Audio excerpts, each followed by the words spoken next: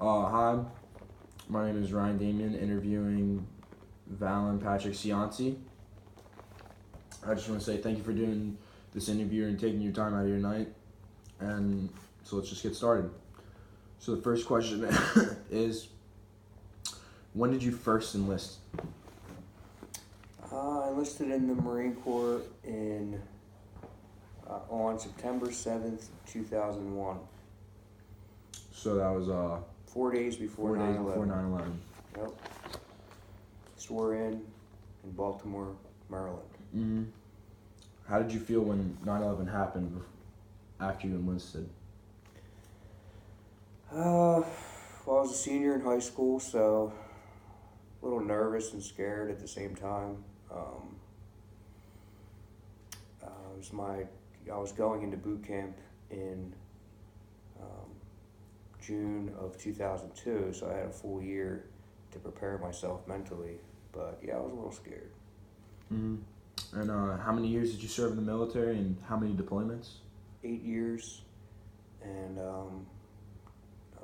2 deployments to Iraq, and 1 deployment on a humanitarian mission to Peru. And what rank were you at the time? I got out as a E5 sergeant. And you served in the military in the U.S. Marine.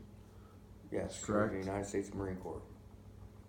And so now that actually, one more question for you: do you suffer from post-traumatic stress disorder? I have been diagnosed with that. Yes. Okay. And now that everyone knows you a little bit, I was just wondering, if you don't mind, could you give a few examples of what you experienced or witnessed in regards to terroristic threats? I didn't witness threats in that sense. I witnessed actual events, terrorist events. To name a few, every day my first tour was pretty much a terrorist event occurred. Just to name a couple, a taxi cab loaded up with 155 millimeter bombs in the trunk blew up, and I was the first on scene there. Killed a bunch of Iraqi police and injured some Marines. I was on scene of multiple improvised explosive device explosions, which are also known as IEDs. They're placed in the roads to target U.S. troops and U.S.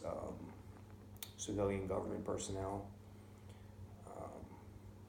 A BMW exploded probably about 150 yards from me, filled with explosives. Just my first day in country in Iraq in 2005, we got hit with 9 rockets that landed probably about 200 yards from us. So that was a traumatic event.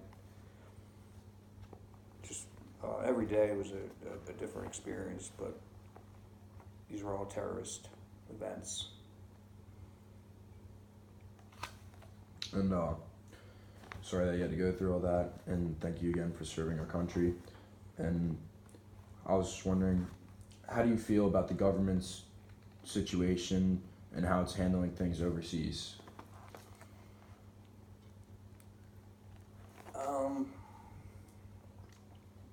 I think that I felt like my role in Iraq was a reactive role to pretty much provide security for explosive ordnance disposal techs, also known as EOD. So from an overall government strategy that they had in Iraq,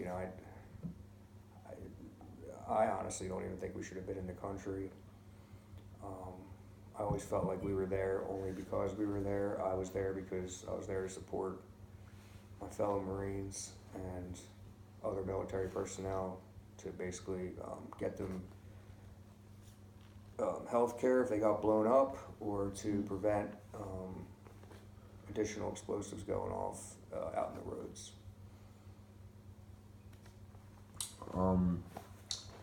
Okay. And In 2007, the government started withdrawing troops from Iraq slowly. Do you think that was the right move to make? I think a slow exit out of Iraq was a good strategy when you're looking at a long-term solution to getting obviously us out of that country, because we weren't benefiting financially as a country. We spent a lot of money in Iraq. Yeah, I think that the troop withdrawal, that putting a certain date on it, and I think just in 2011 was the final troops left. I think it left a void in the country. The country was unstable, and it's unstable. Where is it unstable? And unstable, and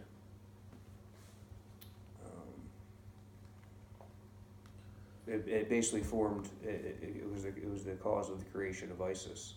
That was my next question. Do you think that the vacuum? Yeah, that void to be left without having a stable security force in Iraq, because the Iraqi police, the Iraqi Border Patrol, who I also worked with, I was a military police officer in the Marines. That might help. So I worked a lot with the police over there. We were training them, and they're just not at the point where they could take over and control their country from a security perspective. Mm-hmm. So, excuse me. Where do you believe the most conflict overseas is at this point in time? The most conflict-ridden zone is obviously still Iraq, Syria, Libya, the Middle East area. The constant conflict between Israel and Palestine.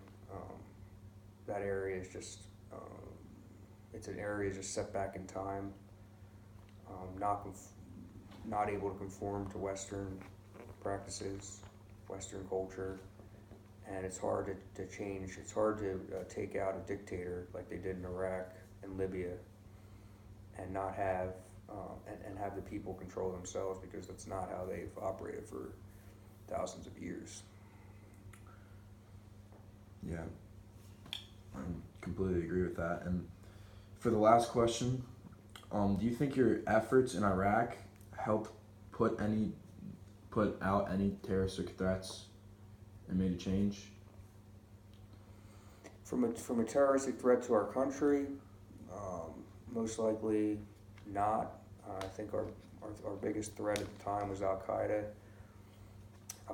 and then we have, obviously ISIS now, which our withdrawal, I believe, was a huge force in driving that that hate group and terrorist group. But from a personnel level and people on the ground, our efforts definitely provided more safety and saved lives of other military personnel